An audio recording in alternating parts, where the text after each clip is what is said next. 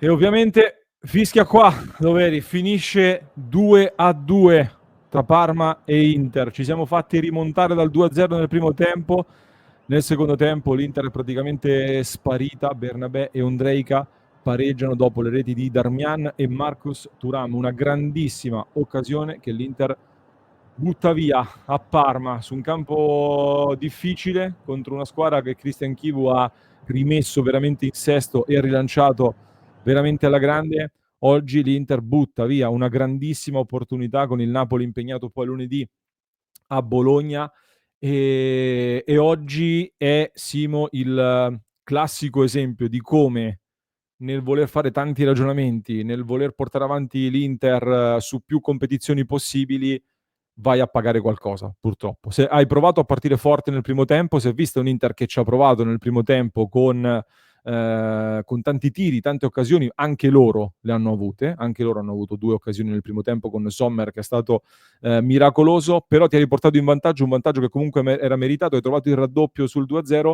secondo tempo sei entrato in modalità gestione e quello che non hai pagato con l'Udinese l'hai pagato oggi, rischiando anche di andare a perderla poi alla fine, perché c'è stata la grande occasione di Pellegrino, poi alla fine che si è mangiato il gol, e poi noi non capisco francamente, fai entrare Arnautovic per l'assalto finale, non abbiamo messo praticamente un cross. L'unico cross lo ha fatto Zalewski, rasoterra, nient'altro. È un Inter che arriva a questa partita stanca, con tanti problemi, con la necessità di fare tante gestioni, tanta gestione. Il primo tempo, tra l'altro, si chiude con Bastoni che aveva subito un colpo duro al ginocchio e proprio per il discorso di preservarlo vai a sostituire Bastoni, vai a sostituire anche Di Marco, ma il problema per me non è stato proprio tanto nei cambi, perché inizio secondo tempo si è visto il Parma che stava tranquillamente gestendo la gara e sempre di più poi è venuto fuori. Purtroppo, Simo, è molto evidente sempre di più che sul 2-0 le partite non sono finite e degli avvisi li avevamo avuti, oggi butti via 2 punti, lasci 2 punti per strada che rischiano di pesare tanto. Fermo restando che l'Inter in questo momento rimane a più 4 da un Napoli che deve andare a giocare a Bologna, può riportarsi a meno 1 dall'Inter e poi loro hanno sulla carta un calendario sicuramente più agevole. Sei mutato, Simo, sei mutato. No, dicevo, oggi sono indiscutibilmente 2 punti buttati, sia perché eravamo davanti 2-0, sia perché comunque eravamo contro una squadra nettamente meno forte di noi. Sono state 2 partite con l'Udinese e col Parma per certi versi simili, però anche molto diverse, perché comunque il Parma non ha rubato nulla, anzi, No, ha no. fatto un tempo veramente di altissimo livello. E con l'Udinese io avevo visto un Inter che, come dicevo, si era quasi piegata al ritmo che l'Udinese stessa stava accettando, nonostante fosse sotto 2-0. C'è stato quel gol episodico, poi ha avuto un'altra occasione Lucca, ma grosso modo la partita era comunque finita lì. Oggi no, oggi siamo entrati di base male nella ripresa. Kivu ha fatto 3 cambi all'intervallo che sono stati decisivi perché ha completamente stravolto il Parma, ha cambiato lo schema, ha messo giocatori brillanti, anche questo Ondrejka di cui avevo parlato in conferenza il giorno prima, ha fatto benissimo al di là del gol e noi non abbiamo avuto la forza di tenere. E sembra assurdo dirlo perché eri contro il Parma, ripeto, ma io ho visto proprio una squadra in difficoltà. E poi, cioè, è praticamente dall'inizio stagione che 3/4 cambi su 5 li fai per motivazioni esterne alla singola partita, che sono, o meglio, esterne alla lettura tattica della singola partita, che sono infortuni, che sono sovraccarichi fisici che non portano magari a un infortunio ma ti costringono a togliere un giocatore, che sono gestione per le partite successive. Quando è così, cioè, l'unico cambio che oggi l'Inter fa per incidere sulla partita è l'ultimo, con Arnautovic. Tutti gli altri è obbligata per infortuni e per gestione. È evidente che si fa difficile. Io quando entra Frattesi, mentre cercavamo di capire chi sarebbe uscito, ho detto: se il cambio lo fai per la partita, togli Aslani, perché se lasci Aslani con anche Frattesi contro un Parma che riparte bene tutto, ti esponi tantissimo. Ma se il cambio, come temevo e come è stato, lo fai sul momento e sulle altre partite, togli Çalhanoğlu per forza. E infatti c'è Çalhanoğlu. È un discorso su cui secondo me non ci troveremo mai d'accordo perché è il solito tema di chi dice Sì, non devi esatto. contare su tutto e chi invece dice il contrario, però la lettura è questa secondo me. Lo stavo pensando veramente anch'io. Intanto ringrazio Lele che scrive sul 2-0 in questo periodo non si può pareggiare. Scrive il nostro Lele 84. Luca, lo dico io, almeno state puliti, colpa di Inzaghi, dice il nostro Luca Bonz. Intanto ti ringrazio Luca per il sostegno.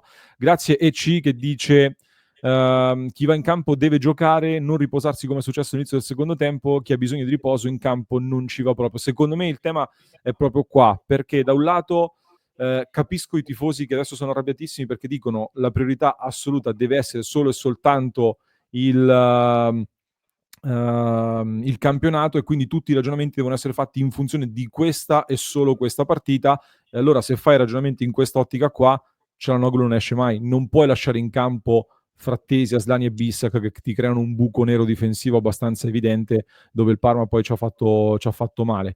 Nell'ottica invece del voler andare più avanti in tutte le competizioni è normale che fai una gestione. Quindi secondo me oggi è un pareggio che fa malissimo, assolutamente, che però è figlio purtroppo della coerenza di questa stagione, del voler andare avanti in tutte le competizioni, perché è stata una partita in cui hai fatto una formazione, intanto perché arrivavi da un derby che hai giocato meno di 72 ore fa, quindi hai giocato veramente poche ore fa, in un derby in cui lo stesso avevi dovuto fare dei calcoli.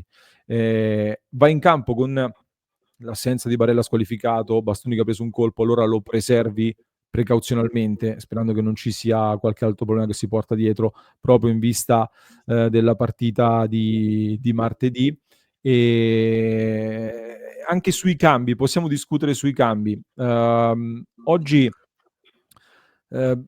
forse l'unico cambio che posso un po' discutere, almeno dal mio punto di vista, nel discorso di gestione, eccetera, è tener dentro un Thuram che ha trovato un gol abbastanza episodico perché se l'era mangiato, quando invece Lautaro mi sembra quello più cattivo in questo momento. Poi è vero che Lautaro è appena rientrato dall'infortunio, quindi lo devi gestire, però anche Thuram arriva da 3 partite consecutive e dovrà giocare per forza di cose anche la prossima e francamente in questo momento Thuram mi sembra tutt'altro che in modalità killer, come invece dovrebbe essere, pur avendo raggiunto quota 17 gol totali che sono il suo record diciamo massimo di gol segnati in carriera.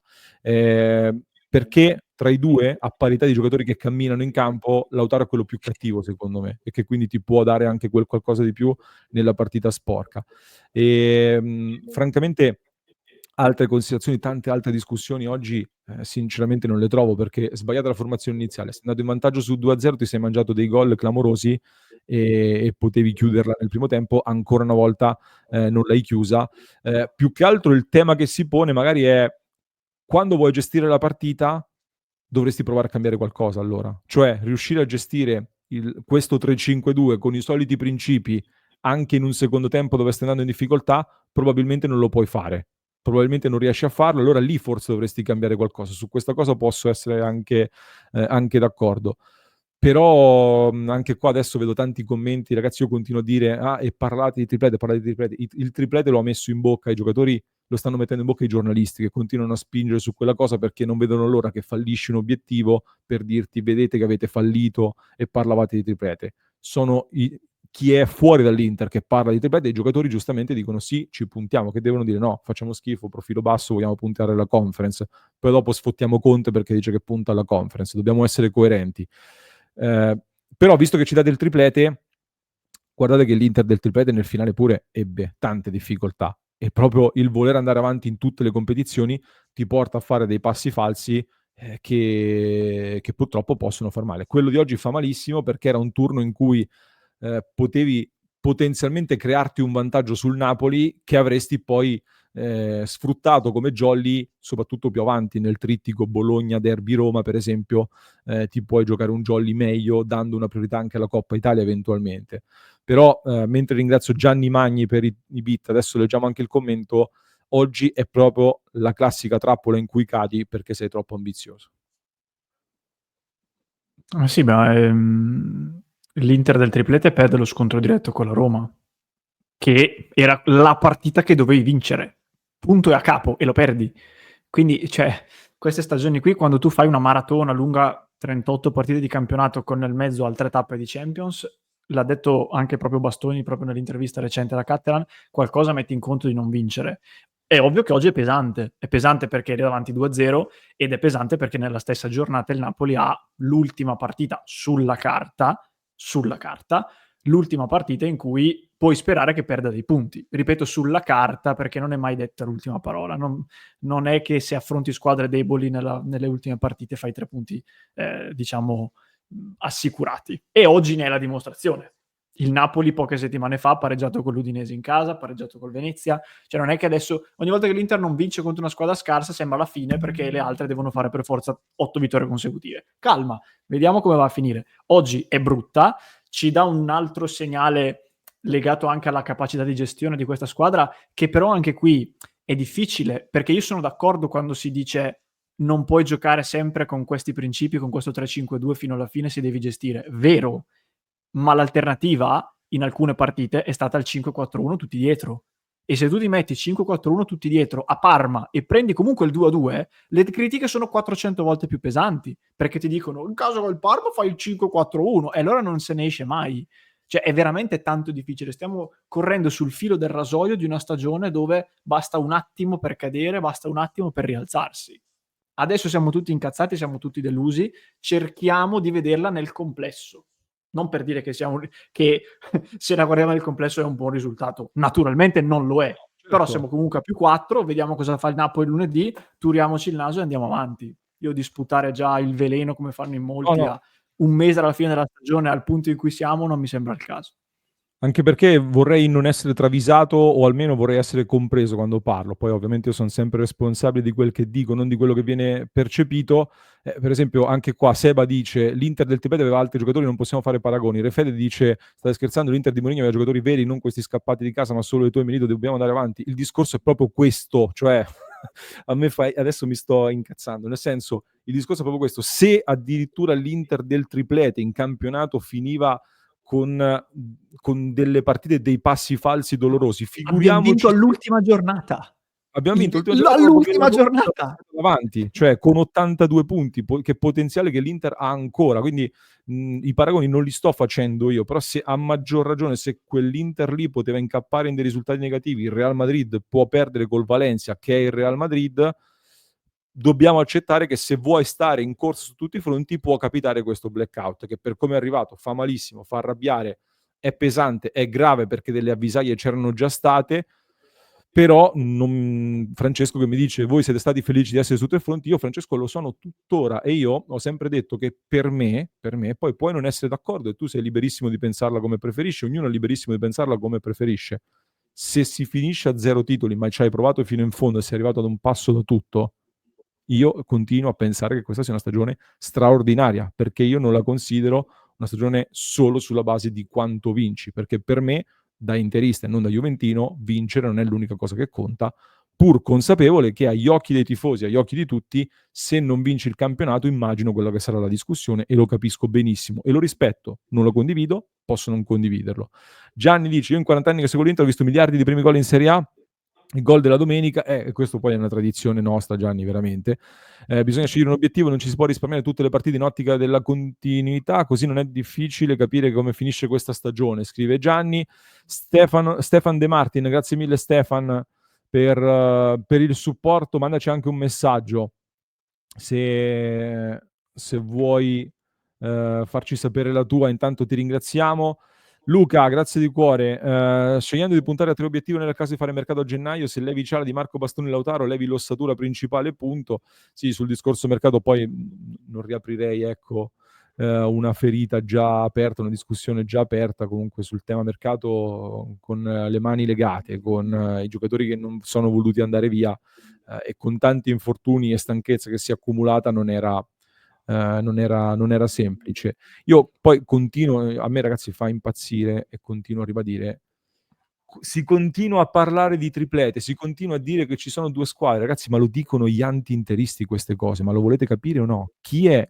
Ditemi qual è, o almeno dove è stato detto noi diciamo l'Inter ha 2 rose. L'Inter ha una squadra forte, con dei ricambi forti, ma che evidentemente quando tocchi dei perni di questa squadra si hanno delle difficoltà, inevitabilmente. E contro un avversario che ha battuto il Bologna 2-0, tra l'altro, questo Parma, poche settimane fa con Chievo, e ha infilato una serie di risultati che li sta portando a salvarsi, siamo crollati contro un avversario che sul 2-0 non ha mollato, anzi si è alzato, ha attaccato, ha cambiato modulo e hanno trovato un gran gol con Bernabé che è stato bravissimo, hanno riaperto la partita e poi purtroppo il finale sembrava un pochino scontato, questo sì.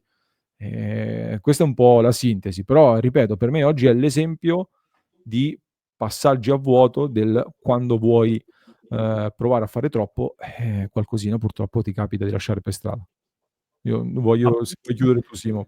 no, ma perché al di là poi del discorso triplete che hai detto bene, ma comunque noi arriviamo da un derby e avremo il Bayern. Se anche la parola triplete in questo universo non fosse mai esistita e non l'avessimo mai pronunciata, andremmo a giocare con il Bayern Monaco con tutte le riserve per mettere i titolari col Parma? Non credo, a prescindere dalla questione triplete. Cioè, se hai i quarti di Champions, hai il Bayern, onori l'impegno. Hai il derby di Coppa Italia, sì, era Coppa Italia, ma è pur sempre un derby, non abbiamo vinto ancora uno. E poi comunque mi pare che le scelte, bene o male, come diciamo da tempo, siano legate al singolo momento, al singolo stato di forma. Oggi comunque in campo c'erano anche diversi titolari, non è che siamo andati con la primavera. Cioè, fai le decisioni un po' in base a quello che hai, è da agosto che ogni partita ne perdiamo uno o due, anche oggi Bastoni è uscito col ghiaccio, non sappiamo cos'ha. Cioè, di fronte a questo, non lo so, sinceramente è un risultato, ribadisco, che sicuramente lascia molto amareggiati. Siamo ripartiti dopo la sosta con l'ultimo filotto, l'ultimo mese di stagione da vivere tutto d'un fiato, giudichiamolo nel complesso. Se domani il Napoli non vince, cosa stiamo qui a dire? Occasione persa da un lato, dall'altra parte le distanze sono uguali. Mi ricordo la giornata di Roma-Napoli, che l'Inter non vinse, non mi ricordo contro chi, e eravamo già subissati di ecco, adesso il Napoli si sorpassa, campionato già chiuso. Il Napoli pareggia con una Roma che era ancora in stato convalescente, siamo rimasti allo stesso punto di prima. Cioè, è una sfida a tappe, a scacchi. Non è che ogni non vittoria devevo ribaltare tutto, ogni volta gli stessi discorsi. Oggi è veramente brutta, veramente, veramente brutta. Vediamo cosa succede lunedì. Vogliamo vedere dalla chiave positiva. Era la giornata per allungare, non allungheremo, abbiamo la giornata in cui sperare che il Napoli non accorci, no? Guardandola dall'altra parte. Vero, vero, vero, vero. Ringraziamo Luca Bons, grazie Luca, grazie a te che dice grazie per lasciarci sfogare, e grazie a te Luca, però capisco i commenti, li capisco, poi tutto parte da punti di vista differenti, però io non dico che il mio è migliore o superiore a quello di altri, semplicemente la pensiamo diversamente e penso che sia giusto e bello così. Vi invito a cliccare sul tasto iscriviti se non l'avete ancora fatto, poi nel club di Passione Inter la discussione continua, quindi su passioneinter.club daremo ampio sfogo alle vostre considerazioni e ai vostri commenti, quindi mi raccomando vi aspettiamo su passioneinter.club.